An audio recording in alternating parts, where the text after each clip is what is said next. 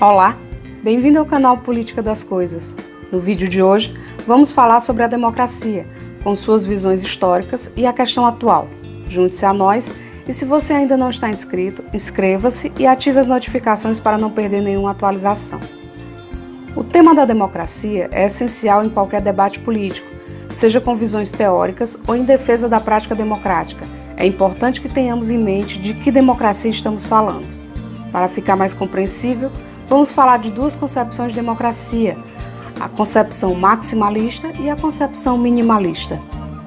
Na concepção maximalista, temos a ideia de democracia direta, ligada historicamente ao exercício do modelo democrático ateniense, que tinha na palavra democratia o significado de autogoverno popular, mas não funcionava exatamente assim.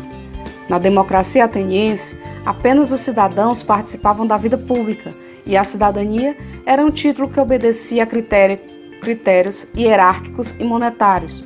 Não eram considerados cidadãos os estrangeiros, os escravos e as mulheres, que representavam uma parcela considerável da população. Portanto, temos um modelo democrático diferente da concepção atual, visto que limitado, excludente e elitista. Com a expansão dos territórios, ocorreu a transição das cidades-estados gregas para os estados nacionais, o que também expandiu a comunidade política.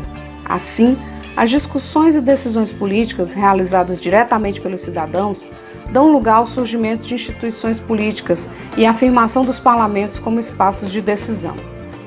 Esses parlamentos passaram a ser constituídos por representantes escolhidos pelo povo, através do mecanismo eleitoral, fazendo surgir, então, a democracia representativa, que expressa a concepção minimalista. Essa concepção é resultado das revoluções inglesa, francesa e americana.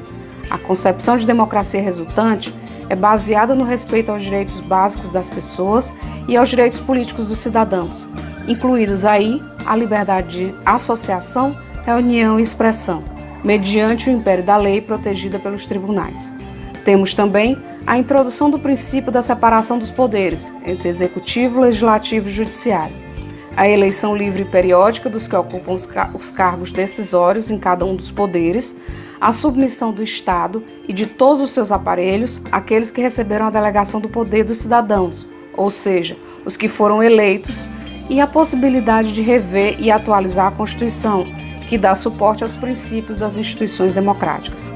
Existe ainda o pressuposto da exclusão dos poderes econômicos ou ideológicos na condução dos assuntos públicos. Veja bem, essa última parte não significa que não haja interesses ou posicionamentos ideológicos na atividade política, mas que eles não podem ser determinantes nas decisões dos representantes eleitos. Isso seria uma deturpação na democracia. Infelizmente, temos visto isso em vários graus nos últimos anos. Na concepção minimalista da democracia, entendida como democracia representativa, ela é entendida como um mecanismo institucionalizado e competitivo com vistas à seleção de líderes competentes para a formação do governo, a definição de Weber. Essa definição permite pontuar a relevância do processo eleitoral, que tem como objetivo a garantia das normas que regulam a obtenção e o controle do poder. Partindo das concepções ideais de democracia e buscando uma leitura de seu funcionamento na realidade, bem como seus limites, o cientista político norte-americano Robert Dahl propõe o conceito de poliarquia, que funciona como uma medida avaliativa dos graus de democratização de um país. As poliarquias são regimes relativamente democratizados, onde ocorre fortemente a inclusão e a abertura à contestação pública. Tem que haver a combinação de competição e inclusão política.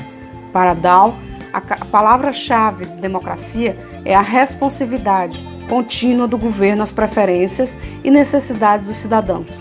Assim, a democracia real pressupõe a competição pelo poder, regulada pela existência de condições institucionais que garantam participação dos cidadãos nas escolhas dos governos. Essas condições a serem observadas são a presença de eleições livres, justas e frequentes, a liberdade de expressão, as fontes alternativas de informação e a liberdade de associação.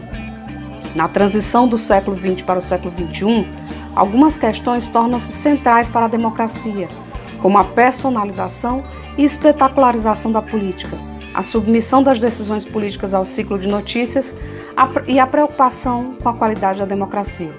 Sobre esse último ponto, sua justificativa está no fato de que o final da trajetória democrática não é necessariamente sua consolidação, e sim a avaliação de que a democracia posta tem qualidade ou não, de acordo com os princípios que listamos há pouco. A estabilidade e a continuidade democrática não significam automaticamente sua qualidade. Se a liberdade de expressão for comprometida ou de alguma forma houver interferência no processo eleitoral, a qualidade da democracia pode ser comprometida, ainda que o sistema continue a ser democrático. Na esteira da questão da qualidade da democracia, alguns autores defendem que chegamos ao século XXI a uma pós-democracia, caracterizada pelo distanciamento crescente entre a classe política e os cidadãos, índices significativos de desconfiança institucional, protestos sistemáticos a nível mundial, que expressam um descontentamento geral com a política e uma associação direta entre política e corrupção. Esse momento não seria uma negação da democracia como ideal, e sim resultado de uma maior indignação com o exercício real da democracia. Essas questões são notórias na última década e nos dias atuais. Nesse clima, florescem também deturpações da prática democrática, como a polarização do debate político entre nós e eles, um discurso de superação das ideologias e condução da sociedade por gestores apolíticos, e o clima de desconfiança criado pelas fake news. Esses movimentos não significam que devemos superar a democracia e que temos que colocar outra coisa no lugar. Significa que temos que saber de que tipo de democracia estamos falando, que temos que vigiar o respeito aos seus princípios e tomar cuidado com os discursos que alegam defender a democracia, enquanto praticam desrespeito a esses mesmos princípios. Fica então a reflexão. Se você gostou, deixe seu like, comente e compartilhe. Eu sou Lídia Freitas, cientista política. Um abraço e até o próximo vídeo.